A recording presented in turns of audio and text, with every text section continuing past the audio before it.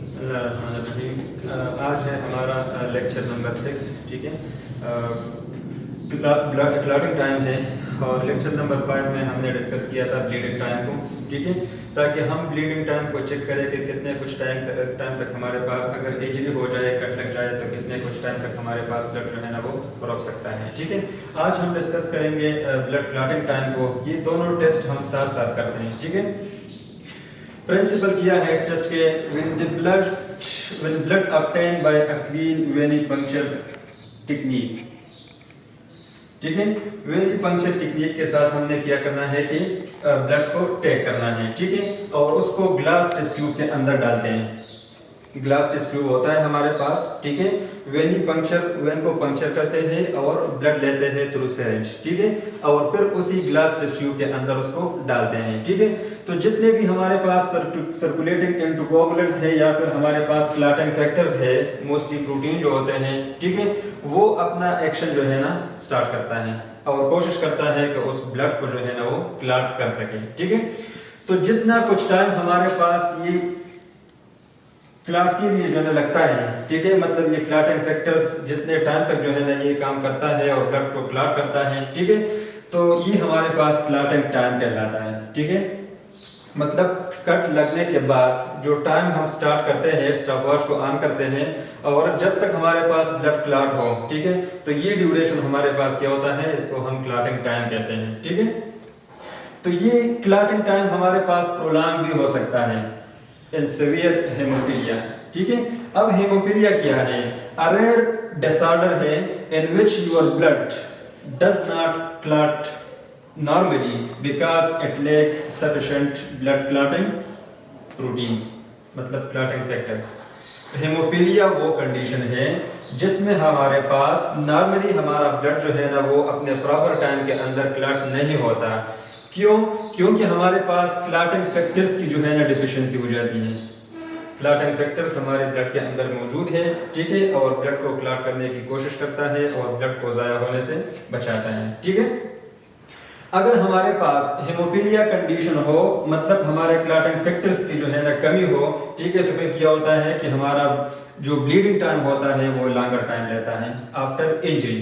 कोई भी इंजरी हो जाए या फिर हम ब्लड ले ले थ्रू सिरिंज, ठीक है, लेकिन कट लग जाए, जख्म आ जाए, ठीक है, तो फिर लॉन्ग टाइम के लिए हमारे पास ब्लड जो है ना वो क्लॉट नहीं होता और ज्यादा टाइम लेता है। ठीक है, तो नंबर 1 हमारे पास होता है हेमोफीलिया के दौरान जो है ना हमारा ब्लड जो है ना वो रोकता नहीं है।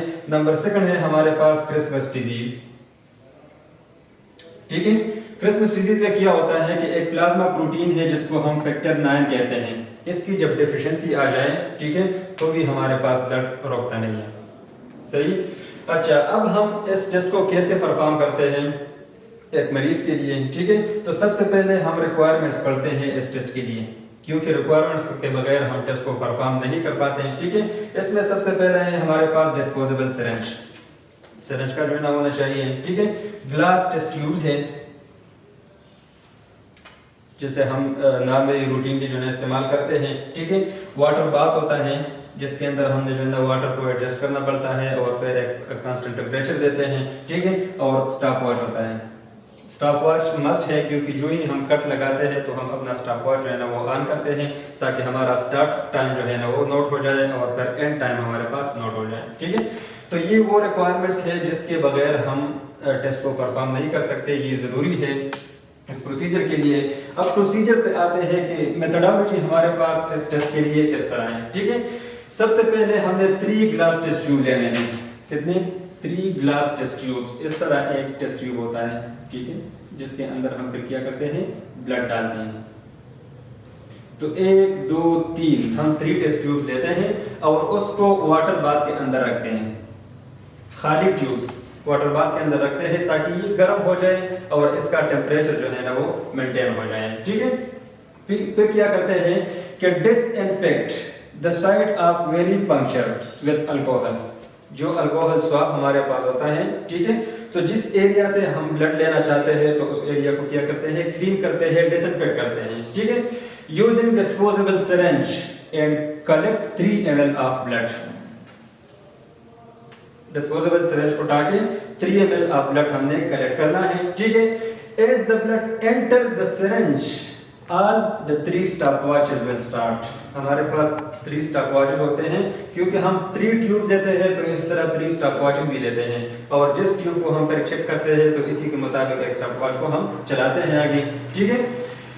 तो सारी बात यहाँ पे है कि जो ही हम नीडल को अंदर घुमाते हैं और ब्लड फ्लो जो है ना वो आ जाता है सिरिंज के अंदर, ब्लड अपीयर हो जाता है, तो हमने क्या करना है कि स्टॉपवॉच को ऑन करना है, ठीक है। अच्छा, pour 1 ml of blood in each tube. Blood हमने ले लिया, स्टॉपवॉच ऑन है, 3 ml ऑफ ब्लड अब हम जो है ना कलेक्ट कर चुके हैं, ठीक है। तो अब 1 ml ब्लड हमने क्या करना है कि हर टेस्ट ट्यूब के अंदर वो 1 ml ब्लड डिस्ट्रीब्यूट करना है, ठीक है। और ये टेस्ट ट्यूब जो है ना ऑलरेडी वाटर बाथ के अंदर पड़े हैं, ठीक है, इसको हमने बाहर निकालना नहीं है, ठीक है। Initially tilt the tube after 4 minutes. तीनों टेस्ट ट्यूब वाटर बाथ के अंदर पड़े हैं, ठीक है।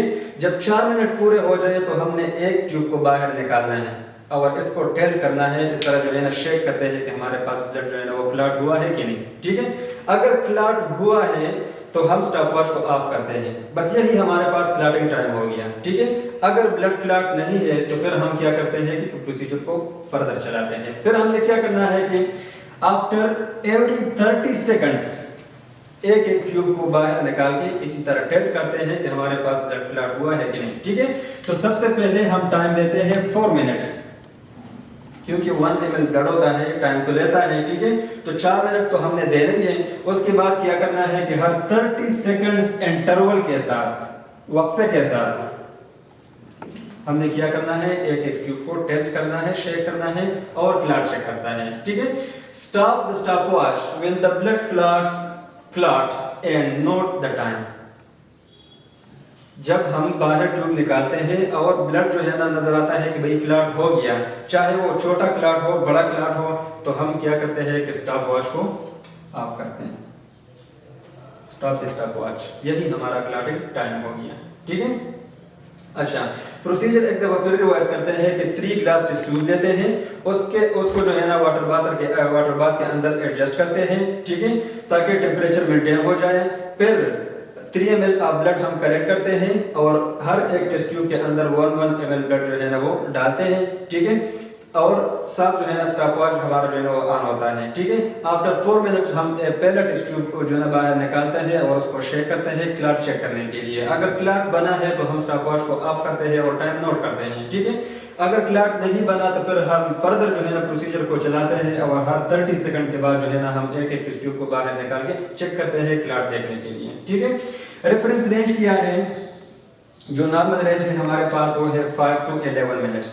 अगर इसके अंदर हमारे पास जो है ना क्लॉटिंग टाइम है, ठीक है, तो ये नॉर्मल है, अदरवाइज एबनॉर्मल है, ठीक है।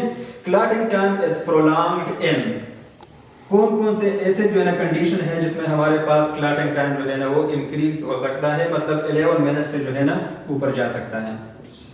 उसमें है सीवियर हेमोफीलिया, ठीक है। तो हेमोफीलिया हम यहाँ पे डिस्कस कर चुके हैं कि अ रेयर डिसऑर्डर है in which your blood does not clot normally, ठीक है, क्योंकि हमारे पास ब्लड के अंदर मौजूद क्लॉटिंग फैक्टर्स की जो है ना डेफिशिएंसी हो जाती है, ठीक है। सीवियर हेमोफीलिया में क्या होता है कि प्लाज्मा प्रोटीन जिसे हम फैक्टर 9 कहते हैं, ठीक है, उसकी डेफिशिएंसी आ जाती है, ठीक है। अब इस तरह फैक्टर 12 की डेफिशिएंसी, ठीक है, ये भी हमारे पास एज अ क्लॉटिंग फैक्टर के तौर पे काम करता है, ठीक है। और सर्कुलेटिंग एंटीकोगुलेंट्स लाइक हेपरिन, ठीक है, अगर उसके फंक्शन में जो है ना उतार चढ़ाव आता है तो हमारे पास जो ब्लीडिंग टाइम है, क्लॉटिंग टाइम है, वो जो है ना प्रोलॉन्ग हो सकता है।